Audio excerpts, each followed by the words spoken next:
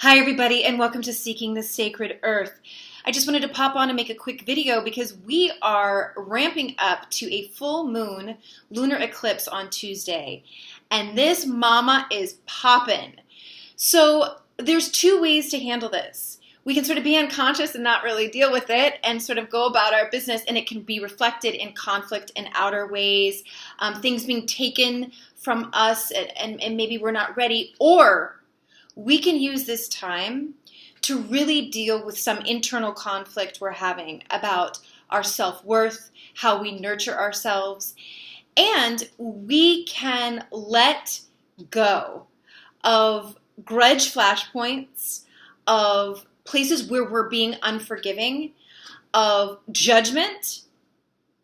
Really, the saving grace of this full moon is if we can come to a place of compassion for the people we may think are wronging us or triggering us, if we can really get to a place of gentleness towards those people and question ourselves when we're triggered.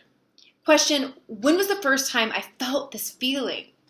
And if you can go all the way back, because we've got all these planets going retrograde right now, if you could go back to the first time you felt whatever emotion has come up as you've been triggered by the outside world, if you can go back into that memory and go to that little child as your adult self now and give that child the nurturing it needs, the support it needs.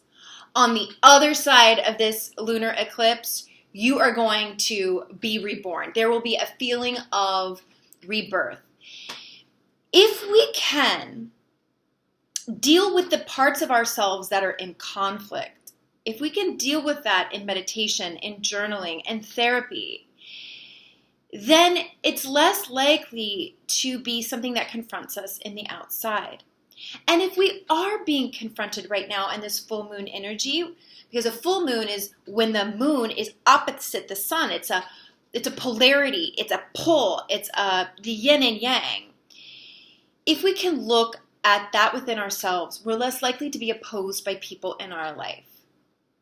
I think this is a really wonderful time to think about inner parenting and who are you as your internal mother? Who are you as your internal father? Whether you're male or female or how you're oriented gender-wise, we each have an inner feminine and an inner masculine. And we can see it in our society, it's not necessarily balanced right now in our society. So that would mean that individually, it's not so balanced within us. So how can we balance that with this full moon? We have to take action in our lives. We have to stand up for ourselves. We have to draw boundaries.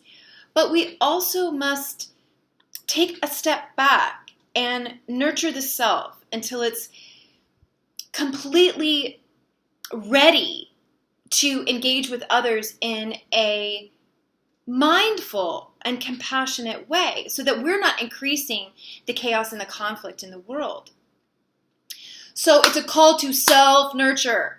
And I have a video on the channel that's about how the masculine can self-nurture, because I got a lot of comments from guys who are like, yeah, baths and essential oils, whatevs. How do we do this? So check that video out too if you're a guy and you're wondering how to do this. And just pause before you react, before you speak, before you send the email or the text. Pause and take some time. Go into that inner sanctuary, that heart space that we all have, and take some time to see, is the conflict you're experiencing an actual reflection of an inner child needing fathering or mothering? Or is it something that you really need to take action on right now? Can it wait?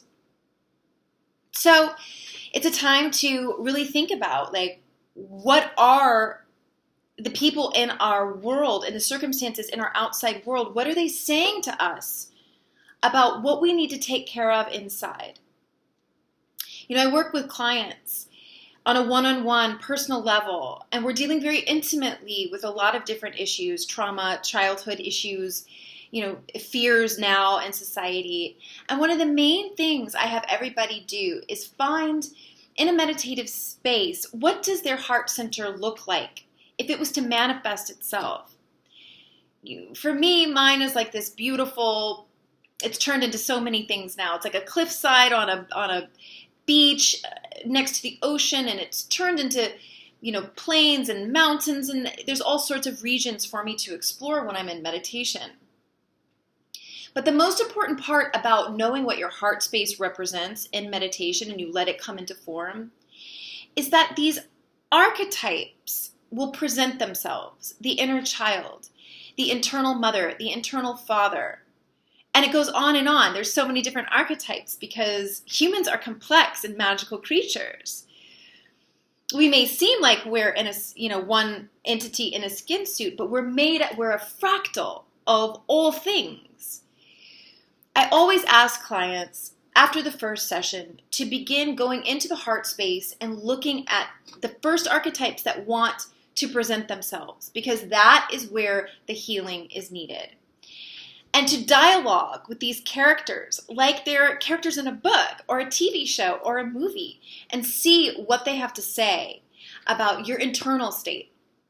And once clients start doing this work, things rapidly change for them. I know it did for me when I was taught this technique. So I invite you, as we're in this numinous and intense full moon leading up to this huge eclipse, as we're in this space, how deep can you go inside?